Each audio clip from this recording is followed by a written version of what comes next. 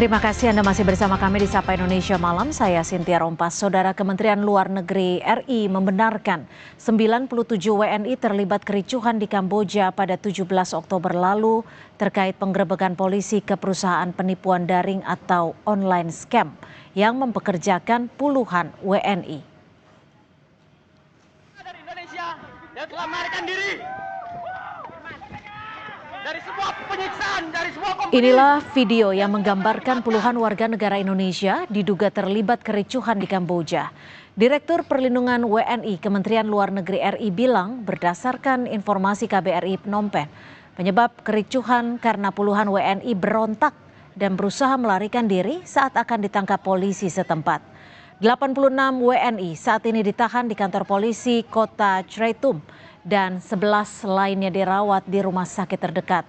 KBRI Phnom Penh telah melakukan pendampingan dan memberikan bantuan makanan, obat-obatan, dan kebutuhan sanitasi untuk puluhan WNI yang ditahan.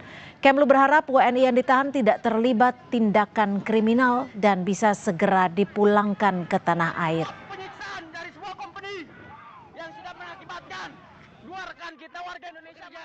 Dalam kerusuhan ini ada 97 warga negara Indonesia yang terlibat dari kerusuhan tersebut, dan langkah-langkah penanganan segera dilakukan oleh KBRI Phnom Penh. Yang pertama, KBRI Phnom Penh segera bertemu dengan kantor kepolisian kota Chreitum, dan kemudian kita melakukan akses ke konsuleran. Jadi teman-teman KBRI sudah dapat menemui para WNI yang ada di kantor polisi tersebut.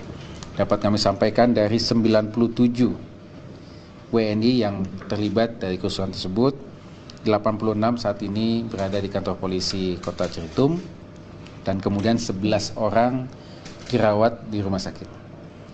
Teman-teman KBRI Phnom Penh juga sudah mengunjungi 11 orang ini di rumah sakit dan tidak ada kondisi yang sifatnya life threatening.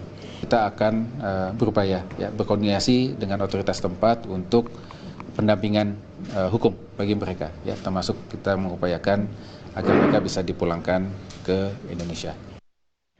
WNI yang diiming-imingi mendapat pekerjaan di Kamboja kembali berujung jadi korban perusahaan penipuan daring. Lalu mengapa hal ini terus berulang? Kita akan membahasnya bersama anggota Komisi 1 DPR RI dari fraksi PKB. Sudah ada Kang Oleh Soleh melalui sambungan Zoom, dan sudah bersama saya di studio Mas Wahyu Susilo selaku Direktur Eksekutif Migran Care. Selamat malam Mas Wahyu, terima kasih sudah hadir bersama kami di Sapa Indonesia Malam. Dan juga Kang Oleh, selamat malam Kang Oleh. Selamat malam Indonesia. Selamat malam juga Kang Oleh. Kang Oleh, ini kan berita yang sangat miris. Hingga saat ini dari pemerintah sendiri koordinasinya seperti apa? Hasil terakhir hingga sore hari ini terhadap WNI kita di sana. Pertama, saya secara pribadi dan juga atas nama fraksi PKB menyampaikan rasa terima kasih atas kesigapan daripada pemerintah, dalam hal ini Kemenlu dan tentunya KBRI di Phnom Penh yang sigap segera memberikan berbagai pembantuan baik yang ada di polisi maupun yang ada di rumah sakit. Dan ini menjadi sebuah warning, ini berulang-ulang Myanmar, Kamboja, terus-menerus hal itu. Nah, selama ini belum ada koordinasi karena memang DPR hari ini masa reses hingga tanggal 31 November. Kami hanya tahu dari WA Group dan kemudian dari medsos dan TV. Nah, tentu hal ini menjadi catatan yang amat sangat kami perhatikan, bahwasanya ke depan terkait TPPO ini harus menjadi penanganan serius dari pemerintah. Dan hampir tiap minggu, tiap bulan, ini terulang lagi. Nah, oleh sebab itu, kesigapan dari pemerintah perlu kita apresiasi, namun tidak hanya berhenti di sana. Tentu saya secara pribadi atas nama fraksi PKB ini harus dibuat semacam tim gab untuk menangani TPPO ini. Oke. Antara imigrasi, polisi, kemudian Naker, kemudian Kemenlu. Sederhana sesungguhnya kalau melihat ini, bagaimana pemberian paspor, pemberian visa juga ini dilakukan secara ketat. Ya. Jangan sampai paspor diobral gara-gara hanya dia sebagai pengangguran mencari pekerjaan ke luar negeri, lalu ada rasa iba lalu dikasih. Nah ini juga nggak seperti itu. Sisi lain juga Depnaker harus melakukan sebuah kampanye bagaimana memberikan literasi pengetahuan yang komprehensif kepada seluruh masyarakat, dan tentunya ini Pemda yang harus kooperatif ini. Bagaimana link-link mana yang kira-kira yang benar, link-link mana yang akan merugikan. Nah ini juga harus komprehensif ya, dari pusat, provinsi hingga ke daerah. Kang Oleh, sebelum kita ke sana, karena ini kan bagaimana kita menjadikan masalah ini tidak harus berhenti di kali terakhir seperti itu. Saya akan ke Migrancare terlebih dahulu, Kang Oleh. Dari Migrancare sendiri, Mas Wahyu, apakah sudah menerima laporan, apakah sudah mengetahui kondisi terakhir dari warga negara Indonesia kita di sana? Iya, saya kira sebenarnya kerusuhan tidak hanya terjadi sekali ini ya, beberapa kali terjadi. Itu terjadi karena ekspresi mereka ternyata mereka berada di sana merasa kemudian berada dalam jebakan seperti itu, dan jumlahnya sudah terakumulasi ya sampai puluhan ribu orang. Nah ini memang saya sepakat dengan Pak Soleh, itu pemerintah harus sigap dalam menangani ini, tidak business as usual. Karena misalnya Migrancare menerima laporan kasus pekerja migran kita yang terjebak di dalam scamming online di Kamboja itu sejak tahun 2021 seperti itu. Jadi ini fenomena pasca pandemi di mana banyak orang yang memang pengen kerja ke luar negeri, tapi kemudian mereka terjebak pada lowongan kerja palsu. Kalau untuk 97 WNI ini, apakah sudah dipastikan bahwa ke-97-nya ini terjebak tawaran pekerjaan palsu ya? Saya kira itu bisa dikonfirmasi karena kemudian ekspresi mereka ya melakukan perlawanan, melakukan protes seperti itu mereka merasa bahwa itu tidak sesuai dengan iming-iming yang dijanjikan. Jadi skema iming-iming mereka biasanya dipekerjakan di sektor teknologi digital atau sebagai customer service seperti itu, tapi nyatanya di sana mereka dipaksa untuk melakukan penipuan, melakukan scamming online seperti itu. Kang Oleh, kalau kita tentunya kita menginginkan puluhan WNI kita ini bisa kembali ke Indonesia dengan selamat. Apa langkah yang sudah didorong DPR untuk memulangkan 97 WNI ini? Apakah ada informasi terbaru yang dimiliki oleh Komisi 1? Saya rasa pemerintah sudah terbiasa ya bagaimana menghadapi persoalan-persoalan PMI yang ada di luar negeri maupun diaspora yang ada di luar negeri. Semacam peristiwa di Iran ya kemarin, ini juga hal yang sama, dan tentu Pak Presiden juga memiliki hubungan baik dengan Kamboja. Pak Menlu punya pengalaman, KBRI juga insya Allah akan sigap. Saya yakin dan percaya bahwa pemerintah akan mampu menyelesaikan persoalan ini, dan mudah-mudahan ini segera bisa terselesaikan dan mereka segera kembali. Namun yang menjadi persoalan adalah bukan mereka bisa terselesaikan kembali ke Indonesia. Yang menjadi persoalan ke depan adalah jangan sampai ada lagi seperti ini. Iya betul. Tapi gini Kang Oleh, maaf saya potong. Maaf saya potong. Perlu tidak ada langkah investigasi secara menyeluruh antar kedua negara? Karena ini jumlahnya kan bisa dikatakan cukup banyak. Saya rasa tim pencari fakta dulu, tim GAP dulu dibentuk dulu. Saya rasa harus ada sebuah tim di sini yang menangani ini. Karena ini berulang-ulang. dan jumlahnya nggak sedikit. Menurut informasi ada 10.000, ada 1.500. Ini sumir datanya. Nah, sementara pekerja non formal ini, non formal artinya tidak melalui administratif, saya rasa ini juga datanya saya yakin ini pasti besar. Lebih besar. Ilegal Lebih artinya besar. ya, yang ilegal ini ya? Lebih besar, iya, yang ilegal ini. Nah, oleh sebab itu ya saya rasa harus dibentuk semacam tim gabungan penyelesaian ini ya, agar kita bisa tahu persis ini persoalannya di mana. Oke. Ini persoalannya di mana? Jangan-jangan, ini juga ordal, juga orang dalam juga bermain gitu. Saya juga nggak tahu. Nah, ordalnya dari mana nih Kang Oleh? ya jangan-jangan, ini saya kan baru menerka. Karena memang ini terulang lagi. Oke. Jadi ada skema yang serupa, pola yang serupa, sehingga peristiwa ini terus terjadi. Seperti itu ya Kang Oleh ya? Ya, pada prinsipnya sederhana sebenarnya. Tinggal dicari di imigrasi berapa warga negara Indonesia yang ada di Kamboja. Di situ kan lintas imigrasinya kan ada. Oke. Berapa ribu yang masuk ke Kamboja, berapa ribu yang masuk ke Myanmar. Lalu segera deteksi dini. Di mana-mana mereka, mana-mana yang tercatat, mana-mana yang tidak tercatat. Baik. Kan sesungguhnya mudah sebenarnya ya.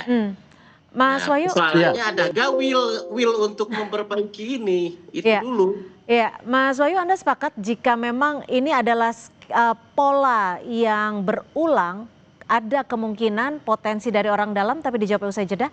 Tetap bersama kami di Sapa Indonesia Malam.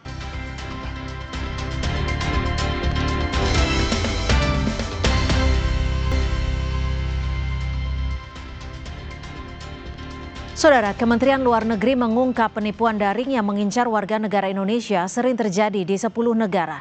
Dalam kurun waktu 5 tahun terakhir, ada lebih dari 10.000 WNI yang menjadi korban. Selain perlindungan terhadap WNI, Kemlu juga menyoroti pentingnya langkah pencegahan. Ini menjadi pembelajaran bagi kita semua, ya, bahwa kasus-kasus warga negara Indonesia yang terlibat online scam kami catat selalu meningkat dari tahun ke tahun. Sejak tahun 2020 hingga saat ini total lebih dari 10.000 kasus online scam yang terjadi, yang awalnya hanya terjadi di Kamboja menyebar ke 9 negara lain. Total ada 10 negara yang kami catatkan memiliki kasus WNI yang terlibat online scam. Satu hal, ya, kita jangan tentunya menjadi tanggung jawab negara ya untuk melakukan pelindungan, memastikan keselamatan warga negara kita dan kemudian memulangkan. Namun yang paling utama juga adalah melakukan langkah pencegahan. Kita akan lanjutkan dialog pada malam hari ini, Mas Wahyu, ketika pola scamming ini terus terjadi. Kalau tadi sempat disinggung oleh Kang Oleh, ada potensi kemungkinan orang dalam. Sebenarnya orang dalamnya ini potensinya dari pihak-pihak mana saja menurut Anda? Ya, bisa state actor, bisa non-state actor ya. Di dalam negeri misalnya, ini kan terkait dengan mobilitas orang gitu ya. Ada seorang penyintas yang cerita dengan saya, sekarang ini kan ada pengetatan kalau nunjukin tiket ke Kamboja atau ke Thailand gitu. Dia bisa dengan fasilitas yang tidak resmi namanya VIP. Sehingga dia bisa lolos pemeriksaan sampai kemudian tiba di sana. Nah, kemudian pemeriksaannya maksudnya dari mana nih?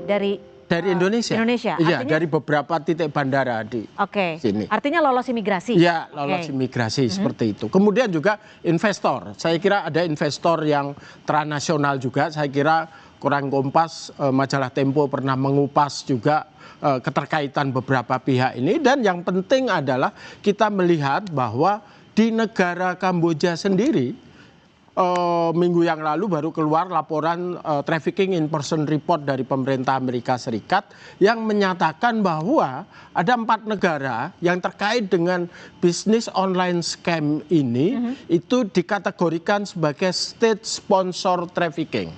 Jadi negaralah yang mensponsori adanya perbudakan ini, yaitu China, kemudian Myanmar, Laos, dan kemudian Kamboja seperti itu. Jadi ini langkah yang berat ya kalau kita memang harus melakukan tekanan-tekanan ini.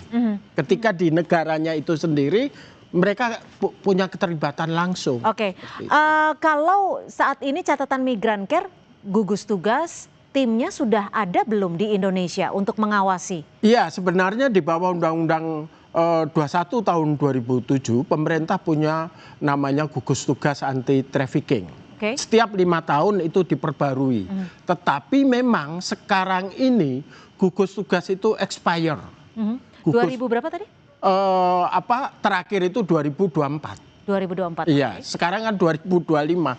Gugus tugas itu sama sekali nggak ada landasan hukumnya. Jadi memang kita harus dorong adanya gugus tugas yang baru, yang efektif. Ini sebenarnya ironi ya, karena pada saat keketuaan Indonesia untuk ASEAN tahun 2023 kita berhasil menelurkan deklarasi ASEAN untuk pemberantasan trafficking di scamming online ini. Tapi kemudian kita pasif dalam upaya untuk seperti yang tadi disampaikan oleh Pak Yuda, pencegahan, apalagi untuk penegakan hukumnya. Artinya gugus tugasnya sebenarnya sudah ada, tapi karena tidak ada landasan hukum kuat yang perlu diperbaharui tiap 5 tahun, ini sehingga tidak efektif lagi. Gimana Kang Oleh menjawab ini, Kang Oleh? Sebenarnya sudah ada pengawasan dari Komisi 1-nya seperti apa?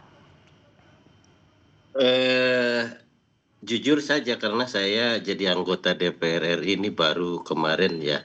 Jadi saya belum mengetahui secara komprehensif. Saya rasa jikalau memang gugus tugas ini perlu diperbaharui dan tentu perlu payung hukum yang lebih kuat. Minimal mungkin Kepres ataupun apa. Tetapi saya secara pribadi atas nama fraksi PKB, insya Allah masa sidang besok saya akan konsen bagaimana mendorong pemerintah dan mendukung bagaimana agar gugus tugas ini dibentuk kembali dengan payung hukum yang kuat. Dan tentu anggotanya lebih luas lagi barangkali. Saya juga gak tahu nih anggota gugus tugasnya siapa saja.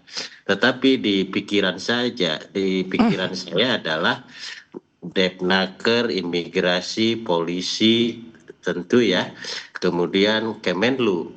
PP2MI. Kemudian P2MI minimal ada 5 yang tergabung di dalam gugus tugas ini. Intinya bahwa ke depan akan menjadi konsen bagaimana ini 10.000 ini kan bukan sedikit. Betul. Ini kan yang nampak di umum. Kemana yang tidak nampak di umum?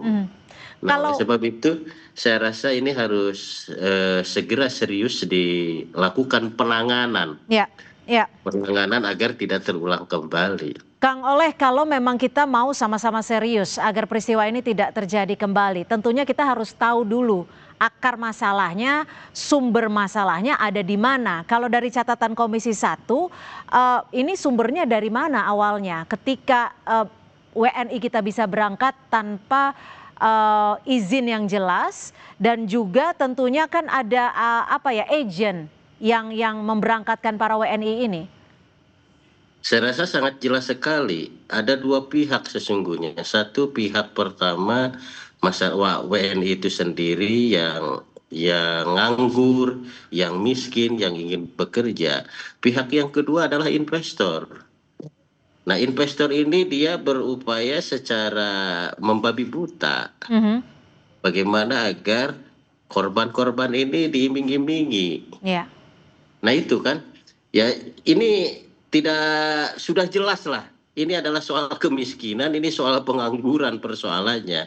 Sesungguhnya jikalaupun investor terus merayu-rayu, tetapi kalau warga negara kitanya tidak nganggur, kemudian dia juga punya penghasilan, saya rasa tidak akan menjadi korban. Nah, oleh sebab itu ya tentu ini menjadi paralel ya. Satu, kita bagaimana Pak Presiden melalui berbagai kementerian untuk segera membuka lapangan kerja seluas-luasnya. Ya. Yang kedua adalah pengetatan. Yang tadi gugus tugas tadi. Gugus tugas difungsikan kembali dengan payung hukum yang lebih kuat serta keanggotaan yang lebih banyak. Oke, artinya ini jadi PR DPR ya untuk langsung setelah reses dapat segera mengaktifkan kembali dan ada payung hukumnya. Seperti itu ya Kang Oleh ya? Siap, saya akan mengawal ini. Terima kasih Kang Oleh. Tapi Mas Wahyu kalau kita melihat ini pola ini itu ada akarnya di mana? Apakah di lokal, artinya dalam negeri, agent nakal, atau sebenarnya ini adalah jaringan internasional? Ya, ini sebenarnya bagian dari sindikasi internasional ya. Jadi dan ini mulai marak pada masa pasca pandemi, di mana angka pengangguran sangat tinggi ya. Kita menamai kondisi lapar kerja, di mana kalau di dalam kondisi lapar kerja ini pekerjaan berisiko apapun akan dia ambil. Dan wajah baru korban ini adalah orang-orang muda, mereka yang berpendidikan, mereka yang berasal dari perkotaan. Jadi ini adalah perluasan wajah dari korban trafficking ya, seperti itu. Baik, terima kasih Mas Wahyu atas perspektifnya malam hari ini dan juga Kang Oleh, terima kasih. Sekali lagi kami ingatkan untuk PR-nya kembali menguatkan dan juga mengaktifkan gugus tugas untuk para WNI kita di sana. Sama revisi undang-undang TPPO Pak Soleh, itu yang penting juga karena undang-undangnya udah ketinggalan zaman. Tahun berapa Pak? Undang-undang 21 tahun 2007. Siap. Ya. Saya kawal Pak. Siap. Baik, terima kasih Kang Oleh, terima kasih Mas Wahyu. Terima kasih. Ya, terima kasih. Selamat malam Indonesia. Selamat malam, terima kasih.